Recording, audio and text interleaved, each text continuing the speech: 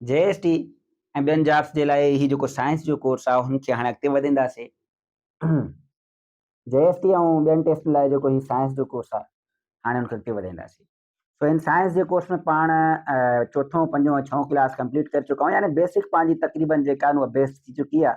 हाणे बेसिक खां मथे हलंदासीं, 7 खे क्लियर कंदासीं पाण। तो 7 जो जेको पहिरियों चैप्टर आहे उहा आहे ह्यूमन ऑर्गन सिस्टम।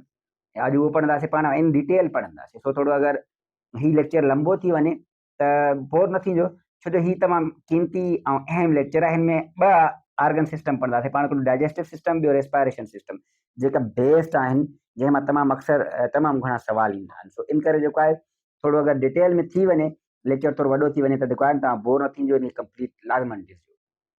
इन सां गॾोगॾु अगरि तव्हांखे पोयां जेका 4, 5 ऐं 6 जा नोट्स न आहिनि मिलिया क्लास साइंस जा, त तव्हां फ्री में जेका उहो नोट्स हासिलु करे सघो था असांजे नंबर ते जेको आहे राब्तो करे जेको यूट्यूब जे चैनल डिस्क्रिप्शन में मिलियल हूंदो तव्हांखे।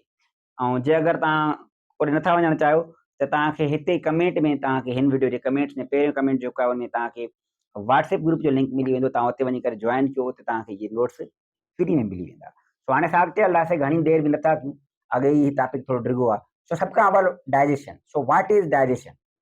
डाइजेशन दरअसल हिकु अहिड़ो सिस्टम आहे जंहिंजे अंदरि जेको आहे असांजो जेको इंसान जो जेको जिस्म आहे, उहो जेको असां फूड खाधो असां खाऊं था, उनखे अहिड़नि नंढड़नि ज़रड़नि में टोड़ींदो आहे जीअं उहो असांजे जिस्म में जेको आहे न दाख़िल थी सघनि एज़ एनर्जी तौरु। छो जो जेका खाधो पाण खाऊं था उहो हिकिड़ो जेको आहे सिंपल खाधो न आहे, उहो डाइजेस्ट थियल खाधो न आहे जो असांजे डायरेक्ट असांजे खून में शामिलु थी वञे। प्रोटीन हुन मां असांखे अलॻि करणा पवंदा आहिनि, स्टार्च अलॻि करणो पवंदो आहे, कार्बोहाइड्रेट्स अलॻि करणा पवंदा आहिनि, फैट्स अलॻि करणा पवंदा आहिनि। सो इहे जेके सभु शयूं आहिनि, मिनरल्स, वाटर वग़ैरह, इहे जेको सभु शयूं अलॻि करणी पवंदियूं आहिनि न, हिन जो जेको प्रोसेस आहे हुनखे असां डाइजेस्टिव सिस्टम चवंदा आहियूं या डाइजेशन चवंदा आहियूं।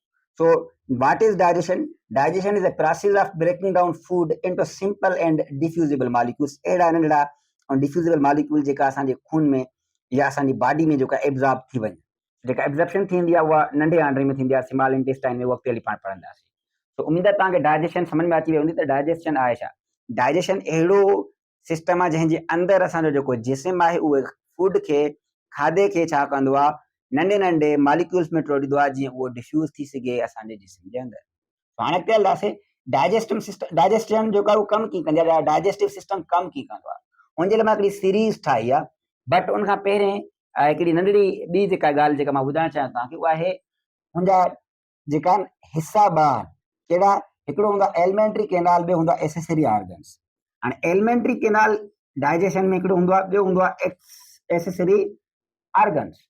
एलिमेंट्री कैनाल उहो हूंदो आहे जंहिंमां असांजो खाधे खे लाज़मन गुज़रणो हूंदो आहे, उहो लाज़मन आहे असांजे लाइ, कंहिं बि डाइजेशन जे लाइ लाज़मन आहे। ॾिसो, सभ खां पहिरें माउथ थींदो आहे, वात, उनखां पोइ फ्रैंक्स, जेका हितां ही जेको आहे न थोरो यू शेप हिकिड़ो जॉइंट आहे, जेको खाधे खे माउथ खां वठी करे इन खाधे वारी नली ते पहुचाईंदो आहे, ईसोफेगस तक।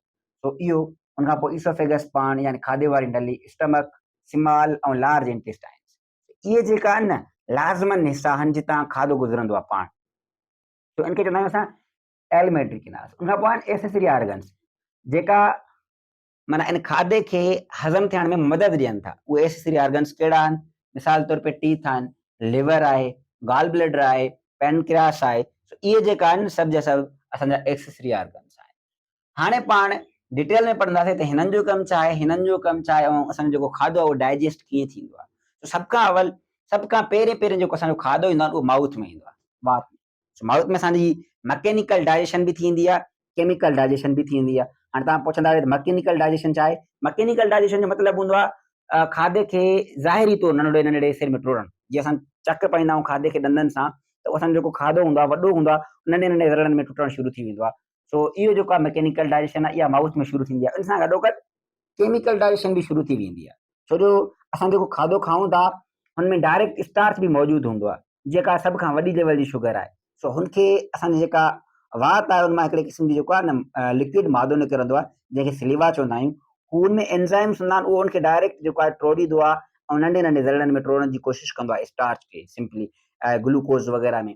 सो इहो जेको आहे न माउथ में ॿिन्हिनि क़िस्मनि जी डाइजेशन शुरू थींदी आहे, ऐं पहिरें डाइजेशन स्टार्ट ई माउथ खां थींदी आहे। इहो सवाल जल्दी असां पंहिंजे MCQs ऑफ द डे में पुछण वारा आहियूं, तव्हां यादि रखिजो इहो। सो जंहिं वीडियो ॾिठो हूंदो हुनखे त ईंदो हूंदो। सो त माउथ में डाइजेशन स्टार्ट थींदी आहे सभ खां अवल, इवन केमिकल हुजे या मैकेनिकल हुजे। सो उनखां पोइ माउथ खां पोइ जेको खाधो आहे उहो फ्रैंक्स ॾे वेंदो आहे, हिकिड़ो जे शेप सॉरी यू शेप जेको आहे हिकिड़ो जॉइंट आहे जेको खाधे जी नली खे ऐं वात खे पाण में ॻंढे थो।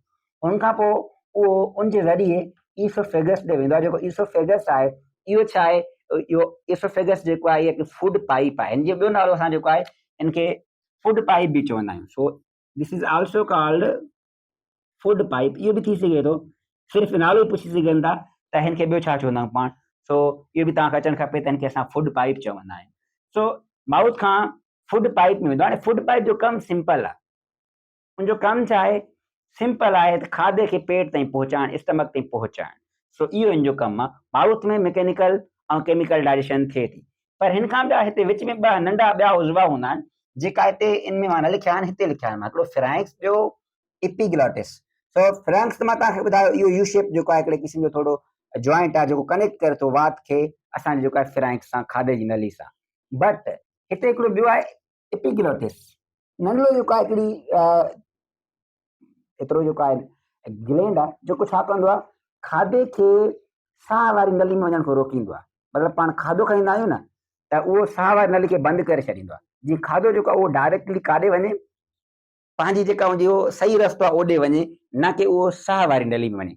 सो इहो कमु हूंदो आहे एपिग्लॉटिस जो। सो इहो यादि रखिजो, एपिग्लॉटिस जेको आहे it prevents food to enter the respiratory tract. So ही छा कंदो आहे, रेस्पायरेटरी ट्रैक्ट में वञण खां खाधे खे रोकींदो आहे epiglottis. So this is it's main function. ऐं इहो अची चुको आहे काफ़ी चकर, इहो यादि रखिजो। हिन जो कमु छा हूंदो आहे एपिग्लॉटिस जो, तो restrict food to enter the respiratory tract. So इन जो इहो कमु हूंदो आहे। हाणे हितां मतिलबु फ्रैंक्स खां थींदे ऐं एपिग्लॉटिस खे टच कंदे करे खाधो काॾे वियो, ईसोफेगस में वियो, फूड पाइप में, ऐं उन फूड पाइप खां पोइ उहो काॾे वेंदो आहे स्टमक में, जिते उनखे 5 खां 8 घंटा रहणो हूंदो आहे। सो हाणे स्टमक में जीअं खाधो आयो उते उहो स्टोर थियो। स्टमक हिकिड़ी जेका जे शेप वॾी हिकिड़ी जेका आहे न शिकिल आहे अंदरि, उते जेको आहे उहो खाधो स्टोर थियो। हाणे खाधो स्टोर थियो उते इहो 5 खां 8 घंटा उते रहंदो, 5 खां 8 घंटा 5 to 8 आवर्स इहो उते सिर्फ़ु ऐं सिर्फ़ु इन हिकु जॻह ते स्टमक में रहंदो।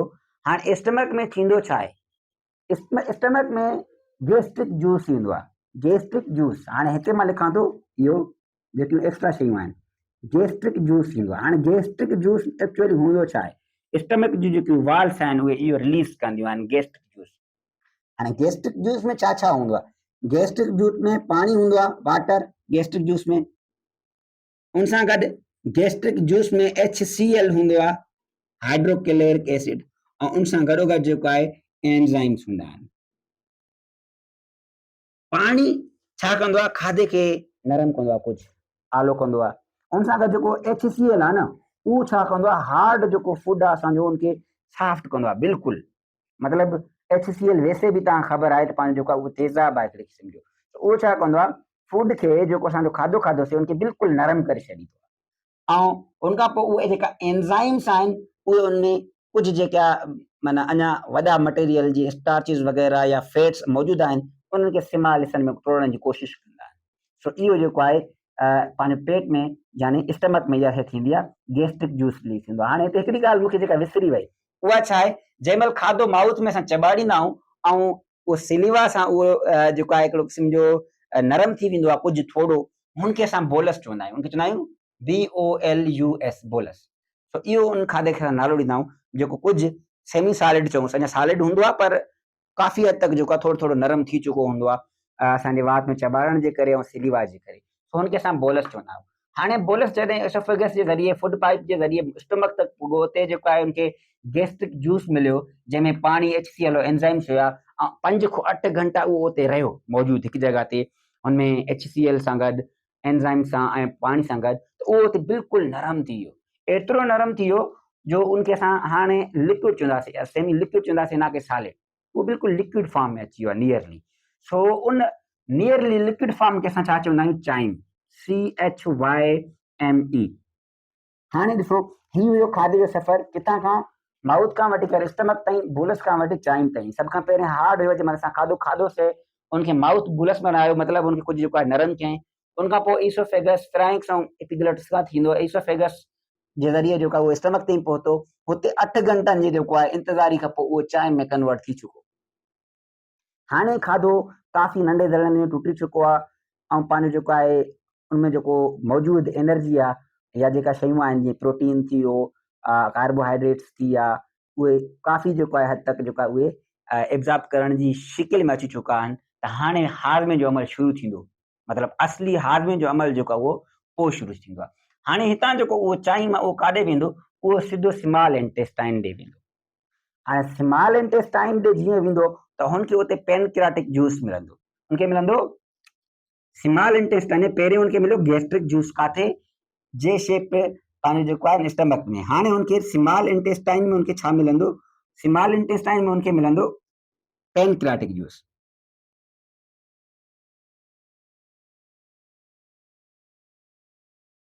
हाणे पंहिंजो जेको पेनक्रियाटिक जूस आहे उहो पंहिंजो जेको आहे हिनमें हिकिड़े क़िस्म जी जेका आहे न एंजाइम्स मौजूदु हूंदा आहिनि। ही एंजाइम्स जे ज़रिए जेको आहे न फूड खे अञा वधीक जेको आहे छा कंदो आहे, सॉल्व कंदो आहे। हाणे ही एंजाइम्स जे ज़रिए जेको फूड खे सॉल्व कंदो आहे उहो कीअं कंदो आहे, उन ते पाण ईंदासीं। हाणे मां हिते वधीक लिखी नथो सघां, जे करे हिते ऑलरेडी लिखियलु आहे, मां तव्हांखे हितां सम्झायां थो। त हाणे ही छा कंदा आहिनि एंजाइम्स, प्रोटीन जेका हूंदा आहिनि लार्ज प्रोटीन उनखे कन्वर्ट कंदा आहिनि, अञा वधीक टोड़ींदा आहिनि अमाइनो एसिड्स में। जेको फेट्स हूंदा हुनखे वधीक नंढड़ो कंदा। हे माना नंढी फॉर्म आहे, प्रोटीन जी जेका नंढी फॉर्म आहे उहो अमाइनो एसिड्स आहे। हुनखां पोइ इहो अची सघे थो सवाल, इहो आयो बि आहे काफ़ी चकर, इहो यादि रखिजो त small form of protein is amino acids. So small form of protein is amino acids. उनखां पोइ उहे फेट्स खे छा कंदा, उनजी अञा नंढड़ी वधीक जेका आहे शेप में आणींदा फैटी एसिड्स में। अहिड़े हिसाब सां उहे कार्बोहाइड्रेट्स खे सिंपल शुगर्स ग्लूकोज में वठी ईंदा। सो इहो कमु कंदा, इहो पेनक्रियाटिक जूस जेको आहे एंजाइम्स इहो कमु शुरू करे ॾींदो ऐं पंहिंजे खाधे खे जेको आहे उहो अञा बि सफ़ा नंढड़ी जेका नंढी नंढी लेवल्स में वठी ईंदो, बिल्कुलु नंढे नंढे मालिक्यूल्स। हाणे छा थींदो, उनखां पोइ पंहिंजो जेको वाल्स आहिनि स्मॉल इंटेस्टाइन जी, उहे डायरेक्ट छा कंदी, एब्ज़ॉर्प्शन पढ़ी हूंदी, जज़ब करणु। सो उहे डायरेक्ट इन्हनि शयुनि खे जेकियूं नंढियूं थी चुकियूं आहिनि, जंहिंमें एमाइनो एसिड्स आहिनि, फैटी एसिड्स आहिनि, शुगर्स आहिनि, इहे डायरेक्ट शुगर ऐं पंहिंजो जेको आहे फैटी एसिड्स ऐं अमाइनो एसिड्स जेका आहिनि, इहे डायरेक्ट एब्ज़ॉर्ब थी करे शुगर सॉरी ब्लड में जेका शामिल थी वेंदा। इहे जेका बि पंहिंजा एनर्जी सोर्सिस आहिनि इहे छा में असांजे ब्लड में शामिल थी वेंदा। हाणे जेको पंहिंजा शुगर्स हूंदा आहिनि उहे एनर्जी सोर्स इस्तेमालु थींदा आहिनि ऐं फैटी एसिड्स ऐं अमाइनो एसिड्स जेका आहिनि इहे ग्रोथ यानी जेका पाण वटि ऑलरेडी सेल मौजूदु आहिनि उन्हनि खे वधीक वॾो करणु या नवां सेल ठाहिण जे जेको आहे कमु ईंदा आहिनि।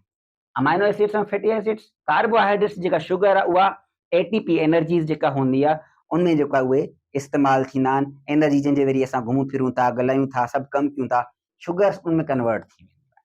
सो इहो पंहिंजो जेको आहे जेका स्मॉल इंटेस्टाइन में कमु थींदो। छा थींदो, स्मॉल इंटेस्टाइन में जीअं पंहिंजो चांहि ईंदो उनखे जेको आहे पंहिंजो पेनक्रियाटिक जूस मिलंदो। पेनक्रियाटिक जूस में एंजाइम्स हूंदा। एंजाइम्स छा कंदा, पंहिंजा जेका प्रोटीन आहिनि, पंहिंजा फैट्स आहिनि ऐं पंहिंजा जेका कार्बोहाइड्रेट्स आहिनि इनखे अञा वधीक नंढनि ज़रनि में टोड़ींदा, अमाइनो एसिड्स में, फैटी एसिड्स में ऐं पंहिंजे शुगर्स में, सिंपल ग्लूकोज वग़ैरह में। ऐं उहे छा कंदा, पोइ उहे वरी जेको आहे स्मॉल इंटेस्टाइन जी जेका बॉर्डर्स आहिनि, जेकी उनजी वाल्स आहिनि, उनजे ज़रिए खून में ब्लड में जेको आहे जज़ब थी वेंदी, एब्ज़ॉर्ब थी वेंदो। ऐं यादि रखिजो एब्ज़ॉर्प्शन जेका आहे उहा ओनली एंड ओनली हिते थींदी आहे। एब्ज़ॉर्प्शन जेका आहे उहा ओनली एंड ओनली जेका आहे उहा स्मॉल इंटेस्टाइन में थींदी आहे, ॿियो काथे न थींदी आहे। हाणे मतिलबु नियरली 70% पंहिंजो खाधो जेको आहे उहो सॉल्व थी चुको आहे। कुझु शयूं रहियूं आहिनि जंहिंमें साल्ट आहे, मिनरल्स ऐं जेको आहे वाटर आहिनि, उहे अॻिते वधंदियूं आहिनि। उहे हिते हिन में जेको आहे न उहे स्मॉल इंटेस्टाइन में पंहिंजो जेका हल न थींदियूं आहिनि, उहे अॻिते वधी वेंदियूं आहिनि काॾे, लार्ज इंटेस्टाइन में। ऐं उते उहे पंहिंजो लार्ज इंटेस्टाइन में जेको आहे हल थींदियूं आहिनि, हुनखे उते जेको आहे डाइजेशन थींदी आहे उन्हनि जी वाटर जी।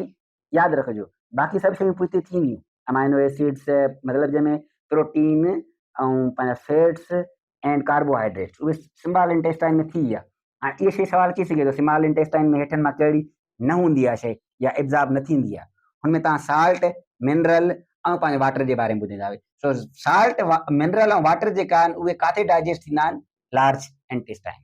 सो इहो जेको आहे उनखां पोइ पंहिंजो जेको आहे फीसिस जे ज़रिए पंहिंजो जेको बेकार माइदा हूंदा आहिनि उहे ॿाहिरि निकिरी वेंदा आहिनि। हाणे हिन में हिकिड़ी शइ जेका मेन आहे, ॾिसो जेको वाटर आहे उहो हिते अची पहुचे थो। सो जे अगरि असां पाणी घणो न पीअंदासीं त कुझु डिसऑर्डर थींदा आहिनि। पाणी या ॿियूं शयूं जेकियूं आहिनि, असां अगरि सही तरीक़े सां खाधो न खाईंदासीं त असांखे छा थींदी, बीमारी थींदियूं कुझु। ऐं उहे बीमारियूं डाइजेस्टिव ट्रैक्ट में जेको थींदियूं आहिनि उहे मेन बीमारियूं आहिनि डायरिया ऐं कॉन्स्टिपेशन। सो कॉन्स्टिपेशन मीन्स असांजो जेको आहे पाणी न हूंदो आहे, असांजो जेका स्टूल आहे उहो सख़्तु थी वेंदो आहे। ऐं डायरिया मीन्स जेको आहे फास्ट रिदमिक जेका असांजी मोशन थी वेंदी आहे, असांजे डाइजेस्टिव ट्रैक्ट में असांखे जल्दी जल्दी जेको आहे असांखे जेको आहे न वॉशरूम ते जल्दी जल्दी स्पीड में वञिणो पवंदो आहे। सो इहा जेका आहे डिसऑर्डर्स आहिनि, इहे अची सघे थो कि डिसऑर्डर कंहिंजा आहिनि। हीअ जेका ॿिए डिसऑर्डर आहिनि उहे डाइजेस्टिव ट्रैक्ट जेको आहे न डाइजेशन जा आहिनि, डाइजेस्टिव ऑर्गन सिस्टम जा आहिनि। हाणे इहो डाइजेस्टिव ऑर्गन सिस्टम जंहिंमें माउथ खां वठी करे लार्ज इंटेस्टाइन इवन पाण जेको आहे स्टूल जे खारिते ताईं पढ़ियोसीं। डाइजेशन खां पोइ पाण हलासीं रेस्पायरेशन। ॾिसो रेस्पायरेशन छा हूंदी आहे? रेस्पायरेशन साह खणण वारो अमल आहे जंहिंजे ज़रिए असां जेको आहे इंसान पंहिंजी बॉडी जे अंदरि जेका एनर्जी रिक्वायरमेंट आहे उहा पूरी कंदो आहे। साह खणी करे उहो शुगर या कार्बोहाइड्रेट्स खे जेको आहे कन्वर्ट कंदो आहे एनर्जी में, उन्हनि खे टोड़े करे ब्रोकिन करे करे उन मां energy in the form of ATP, नंढा मॉलिक्यूल्स आहिनि एनर्जी जा, हुन में उन्हनि खे कन्वर्ट कंदो आहे। सो रेस्पायरेशन जेको आहे छा आहे? A biochemical process during which simple carbohydrates like glucose are broken to release energy. उहा एनर्जी जेका आहे छा किथे खां मिलंदी आहे? असांखे जेको आहे आम रोज़मर्रा जी जेका ज़िंदगी जा कम आहिनि, ॻाल्हाइण आहे, घुमण आहे, फिरण आहे, सभु कमु करण में मदद ॾींदी आहे।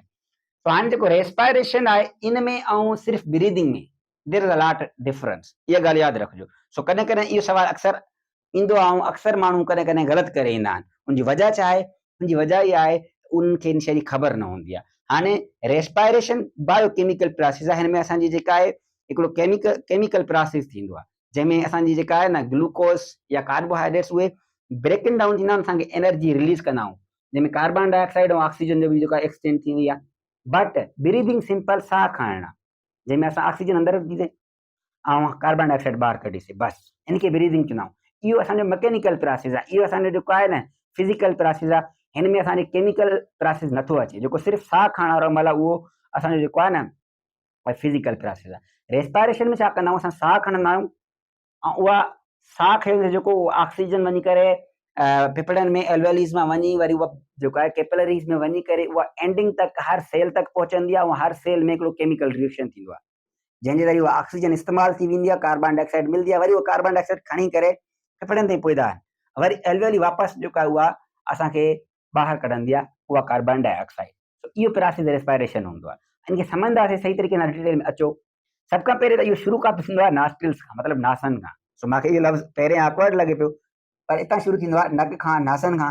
हितां असां हवा खे इन कंदा आहियूं, पोइ फ्रैंक्स मां तव्हांखे पहिरियों ई ॿुधायो त खाधो जेको खाईंदा आहियूं या जेको असां साह खणूं था, हिते हिकिड़ी जॉइंट आहे जेको मतिलबु उनखे बिल्कुलु कनेक्ट करे थो खाधे या जेका असांजी हवा अचे थी उनखे पंहिंजे पंहिंजे पाइप सां। छो जो असांजो जेको मुंहुं आहे उहो हीअं सिंपल आहे। तव्हां कनेक्ट हुजे न ॿ शयूं, हिकिड़ी हीअं ईंदी हुजे हिकिड़ी हीअं ईंदी हुजे त उनखे कनेक्ट पाण छा कंदा आहियूं? यू शेप या जॉइंट हूंदो आहे, को न को एल्बो हूंदो आहे। सो हे ई सम्झो हिकिड़े क़िस्म जो एल्बो आहे फ्रैंक्स, जेको कनेक्ट करे थो माउथ खे ऐं बाक़ी नॉस्ट्रिल्स वग़ैरह सभ मां जेका बि जॻह अचे थी उनखे कंहिंसां एलिमेंट्री केनाल ऐं पंहिंजो जेको आहे रेस्पायरेटरी ट्रैक्ट सां। सो फ्रैंक्स जेको आहे नॉस्ट्रिल्स मां थींदे, फ्रैंक्स मां थींदे लिरैंक्स। हाणे लिरैंक्स जेका साउंड बॉक्स आहे जितां असां ॻाल्हायूं था, सो उन मां उहो त छो मौजूदु आहे? हालांकि उहो त असांखे आवाज़ ॾींदो आहे, ॻाल्हाइण में मदद कंदो आहे, उहा बि ॻाल्हि आहे, पर हिन में उहो छो आयो? हिन में इन जे करे त लिरैक्स जेको आहे उहो हेल्प कंदो आहे। छा में हेल्प कंदो आहे? असांजो जेको साह खणूं था, असां जेका एयर वञे थी, इहा असांजे फूड पाइप में न वञे, रेस्पायरेटरी ट्रैक्ट में वञे, यानी हवा खणण वारे पाइप में वञे। रेस्पायरेटरी ट्रैक्ट मीन्स हवा खणण वारो पाइप। सो इहा जेका आहे असांजी ही मदद कंदो आहे। ऐं अहिड़ी रीति पाण पढ़ी आयासीं एपिग्लोटिस जेको आहे वरी छा कंदो आहे? इहा मदद कंदो आहे असांजो जेको फूड आहे, जेको असांजो खाधो आहे, उहो फूड पाइप में वञे बजाए जो साह खणण वारे अमल में। पर जे अगरि ईअं न थिए, असां तकड़ि में खाऊं या तकड़ि में पाणी पीऊं, त तव्हां नोट कयूं त असांखे ओटरा अची वेंदो आहे। पोइ छा थींदो आहे उहा हालत तव्हां सभिनी खे ख़बर आहे। ऐं इहो जेको आहे लिरैंक्स खां पोइ असांजो जेको आहे न ट्रेकिया ॾे वेंदो आहे। साह जेका असां खईंसीं, जंहिंमें असां हवा जेका आहे असां इनहेल कईसीं, उहा वेंदी आहे। मां थोरो हिते तव्हांखे सम्झाइण जी कोशिशि कंदुमि अॻिते त इहो कीअं हूंदो आहे। हीअं हूंदो आहे ट्रेकिया। उन ट्रेकिया खां पोइ जेको आहे न ॿ साइडूं निकिरंदियूं आहिनि, हिकिड़ा हिते फिफड़, मिसाल तौर ते हिकिड़ा हिते फिफड़। ऐं मुंहिंजी ड्राइंग एॾी सुठी न आहे, बट पोइ मां कोशिशि कई आहे। सो जेको सभिनी शयुनि खां यानी नॉस्ट्रिल्स, फ्रैंक्स ऐं लिरैंक्स खां थींदी एयर आहे, उहा ट्रेकिया में दाख़िल थींदी आहे।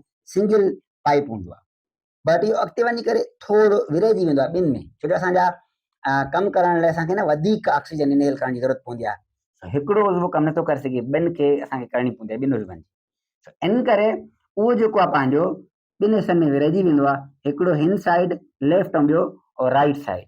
सो हाणे असांखे हिननि खे छा चवंदा आहियूं, हे त थी वियो असांजो ब्रोंकी, सॉरी ट्रेकिया, हिननि खे असां चवंदा आहियूं ब्रोंकीस। जेका ही ॿ थी विया, हिनखे असां ट्रेकिया चयोसीं, जेको जंहिंखे रेस्पायरेटरी ट्रैक्ट बि चवंदा आहियूं, इनखे ट्रेकिया चयोसीं। इहे असांजा ॿई ब्रोंकीस आहिनि, सॉरी ब्रोंकी। इहे अॻिते वञी करे खोड़ शायदि नंढी नंढी ॿियनि जेका आहिनि न लाइननि में तब्दील थी वेंदा आहिनि या एयर सेक्स में उते पुॼाईंदा आहिनि, हुननि खे असां छा चवंदा आहियूं ब्रोंकियल्स। सो ही ब्रोंकी, ही ब्रोंकियल्स हिते बि हूंदा आहिनि, ॿिन्हिनि में हूंदा आहिनि उहे नंढा नंढा। ही बि ब्रोंकी आहे। उन खां पोइ उते नंढा नंढा एयर सेक्स मौजूदु हूंदा आहिनि, नंढा नंढा जेको आहे नी कलियूं चऊं पाण, नंढियूं नंढियूं एयर सेक्स हूंदा आहिनि। उते एयर सेक्स में छा थींदी आहे, हवा उहा कलेक्ट थींदी आहे, जेका असां इनहेल कईसीं उहा उते हिते फिफड़ जे अंदरि हज़ारे करोड़े माना उहे एयर सेक्स हूंदा आहिनि, उन्हनि में उहा छा थींदी आहे, हवा पंहिंजी कलेक्ट थींदी आहे। ऐं उहे एयर सेक्स कन्वर्ट जेको आहे छा सां, पंहिंजी नसूं हूंदियूं आहिनि, रॻूं हूंदियूं आहिनि हिकिड़े क़िस्म जूं, जंहिंखे पाण कैपिलरीज़ चवंदा आहियूं, जेके कैपिलरीज़ जो कमु छा हूंदो आहे, ऑक्सीजनेटेड एयर खे पूरे जिस्म ताईं पहुचाईंदियूं आहिनि। सो ऑक्सीजनेटेड, इहो यादि रखिजो, नेक्स्ट चैप्टर बि पंहिंजो आहे वैसे हार्ट ऐं इन जे बारे में, बट पोइ बि जेकी कैपिलरीज़ आहिनि उहे छा कंदियूं आहिनि, ऑक्सीजन वारो जेको ब्लड हूंदो आहे उहो पूरे जिस्म ताईं पहुचाईंदियूं आहिनि। सो पंहिंजो जेको कैपिलरीज़ आहिनि उहे हिननि एयर सेक्स अलवेओलाई सां एयर सेक्स हूंदा आहिनि, air sacs CASACS air sacs. So in alveoli में जेका एयर सेक्स हूंदा आहिनि उन्हनि सां उहा असांजी जेका हवा आहे यानी ऑक्सीजन आहे उहा वेंदी आहे ब्लड जे अंदरि, ऐं ब्लड में वरी जेका बि कार्बन डाइऑक्साइड आहे उहा मोटी ईंदी आहे ॿाहिरि, पाण उहो एक्सहेल कंदा आहियूं। हाणे इहो जेको प्रोसेस आहे न हिते जेको थिए थो अलवेओलाई ऐं जेको आहे कैपिलरीज़ जे अंदरि, हिनखे पाण चवंदा आहियूं gases exchange. Gases exchange, gases exchange छा थींदो आहे, अलवेओलाई जेका आहिनि उहे पंहिंजूं ऑक्सीजन ॾींदियूं आहिनि कैपिलरीज़ खे, कैपिलरीज़ खां छा वठंदियूं आहिनि, कार्बन डाइऑक्साइड। हाणे इहे वठंदियूं छो आहिनि उहे पाण अॻिते ॾिसंदासीं। हाणे जॾहिं अलवेओलाई ॾिनो ऑक्सीजन जेका आहे ब्लड खे, हाणे छा थींदो, उहा ब्लड खणी करे हर हिकु सेल ताईं पहुचंदी। हाणे उते हर हिकु सेल में छा थींदो, ही केमिकल रिएक्शन थींदो। उते ऑक्सीजन पुॼी वई, उते हर ब्लड में शुगर ऑलरेडी मौजूदु हुई, हुई पाण ॿई पाण में जेका छा कंदा, केमिकल रिएक्शन कंदा, कार्बन डाइऑक्साइड कंदा, पाणी ठाहींदा, प्लस में एनर्जी रिलीज़ थींदी। एनर्जी सां कमु करण में इस्तेमालु कंदासीं, पाणी जिस्म में मौजूदु हूंदो, बाक़ी जेका कार्बन डाइऑक्साइड आहे उहा वापसी वारो रस्तो वठंदी, वापसी वारो रस्तो वठंदी ऐं पाण हुनखे एक्सहेल कंदासीं। सो हीअ पंहिंजो जेको आहे रेस्पायरेशन सिस्टम। हाणे हिन में हिकिड़ी ॻाल्हि यादि रखो, हिकु चकर वरी, पहिरें नॉस्ट्रिल्स खां फ्रैंक्स खां थींदे लिरेंक्स खां पोइ वरी असांजी जेका आहे ट्रेकिया यानी रेस्पायरेटरी ट्रैक्ट, पोइ ब्रोंकी, पोइ ब्रोंकियल्स, पोइ अलवेओलाई, अलवेओलाई खां पोइ कैपिलरीज़, कैपिलरीज़ खां पोइ सेल, सेल में छा थींदो आहे, केमिकल रिएक्शन। इहो पंहिंजी जेका आहे ऐं सॼी जेका सेटिंग आहे इहा यादि रखी छॾो। हाणे इन मां कुझु अहिड़ा सवाल आहिनि या कुझु ॻाल्हियूं अहिड़ियूं आहिनि जेकी पाण न पढ़ी आहे हूंदासीं, पर पोएं पेपरनि में अची चुकियूं आहिनि, उहे सॼियूं लिखियूं आहिनि, मां सभु जे सभु लिखियूं आहिनि। बट हिते हिकिड़ो सवाल आहे जेको मां हिते वञण खां पहिरीं तव्हां खां पुछणु चाहियां थो, ऐं मां उहो सवाल ॿुधाईंदुमि न, उहो तव्हांखे कमेंट करिणो आहे, छो जो अक्सर मां सवाल तव्हांखे ॿुधाईंदो आहे, अॻिते वञी त तव्हां जेको उनजो कमेंट न आयो कंदा।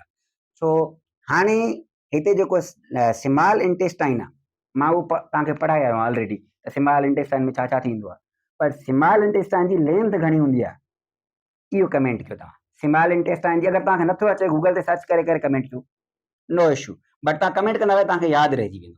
सो अॻिते हलंदासीं पाण, हाणे पाण उहे शयूं पढ़ंदासीं जेकी पहिरें पेपरनि में अची चुकियूं आहिनि, सही आहे। सो हिन खे ध्यान सां ॾिसो, हिननि खे नोट कयो, वैसे बि तव्हां घबरायो न, हिन जा नोट्स तव्हांखे असां फ्री में ॾींदासीं ऑलरेडी, जीअं 7th क्लास पूरो थींदो। सो सभ खां अवल length of canal tract is, जेको असांजो एलिमेंट्री कैनाल आहे जेको माउथ खां वठी करे लार्ज इंटेस्टाइन ताईं वञे थो, हुनजी लेंथ घणी आहे, 7 मीटर। इहो अची चुको आहे पहिरें, इहो अॻिते बि अची सघे थो, इहो यादि रखी छॾियो, इहो 7 मीटर जो हूंदो आहे। उनखां पोइ आहे first direction tax place in, मां तव्हांखे पहिरें ई ॿुधायो, इहो सवाल असां पंहिंजे MCQ ज़ डे पोस्ट में बि ॾींदासीं। फर्स्ट डायरेक्शन काथे थींदी आहे, माउथ में थींदी आहे। उनखां पोइ आहे the liquid in mouth is called saliva, मां तव्हांखे ॿुधायो इनखे सिलीवा चइबो आहे। सिलीवा में छा मौजूदु हूंदा आहिनि, एंजाइम्स हूंदा आहिनि। हाणे जेको सिलीवा जे करे खाधो थोरो नरम थी वेंदो आहे वात में, उन खाधे खे पाण छा चवंदा आहियूं, बोलस। इहो बि तव्हां पाण मां तव्हांखे ॿुधायो, हालांकि मूंखे रहिजी वियो, पर मां बाद में तव्हांखे ॿुधायो त इनखे बोलस चवंदो आहे, बोलस चवंदा आहियूं। हुनखां पोइ खाधो कारे वेंदो आहे, जे शेप स्टमक ॾे। हाणे हीअ रिवीजन बि आहे, हिन में असां इहो बि ॾिसूं था त असांजा सवाल पहिरें कहिड़ा आया, बट हीअं सम्झो पंहिंजे पोएं जो जेको आहे रिवीजन बि आहे। स्टमक जी शेप कहिड़ी आहे? जे शेप्ड आहे। स्टमक जेको आहे उहो छा रिलीज़ कंदो आहे? गैस्ट्रिक जूस रिलीज़ कंदो आहे। गैस्ट्रिक जूस में छा छा हूंदो आहे? HCl, water and some enzymes हूंदा आहिनि।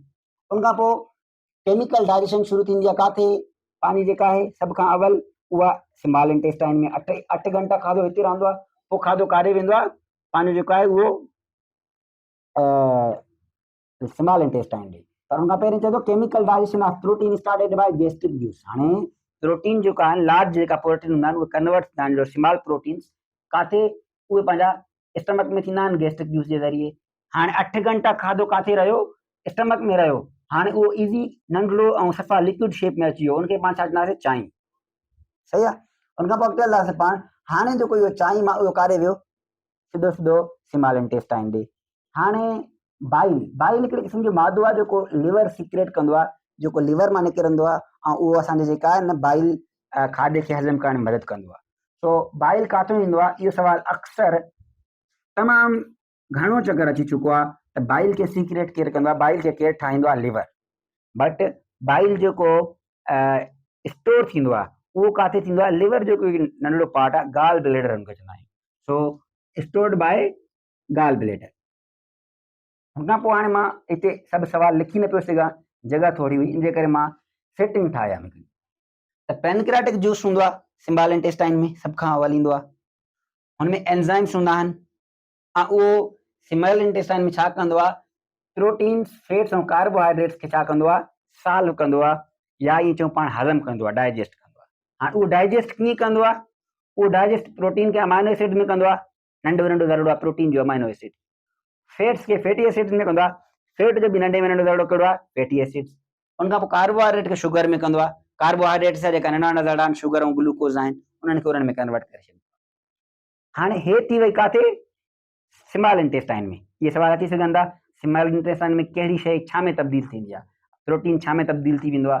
फैट छा में तब्दील थी वेंदो आहे? ऐं कार्बोहाइड्रेट्स छा में तब्दील थी वेंदो आहे? उन खां पोइ लार्ज इंटेस्टाइन में, लार्ज इंटेस्टाइन जेका शइ रहिजी वई, जेका शइ स्मॉल इंटेस्टाइन में हज़म न थी, उनखे हज़म कंदो आहे। उनमें छा छा आहे? Water, minerals and salt. तो हीउ पाण जेको आहे डाइजेस्टिव वारो सिस्टम। उन खां पोइ पाण ईंदासीं हाणे काॾे? ब्रीदिंग वारे सिस्टम ॾे या रेस्पिरेटरी ट्रैक ॾे। ब्रीदिंग जेको आहे असांजो फिजिकल प्रोसेस आहे, रेस्पिरेशन जेको असांजो उहो बायोकेमिकल प्रोसेस आहे, या केमिकल प्रोसेस बि चई सघूं था सिंपल, अगरि बायोकेमिकल ऑप्शन में न हुजे त पोइ। उन खां पोइ is respiration carbohydrates, in respiration carbohydrates are broken down to. हाणे चए थो रेस्पिरेशन में जेके कार्बोहाइड्रेट्स आहिनि असांजा उहे टुटंदा आहिनि, पर छो टुटंदा आहिनि? To release energy. छाजे लाइ? To release energy. हाणे हुनजो हिकिड़ो प्रोसेस कीअं?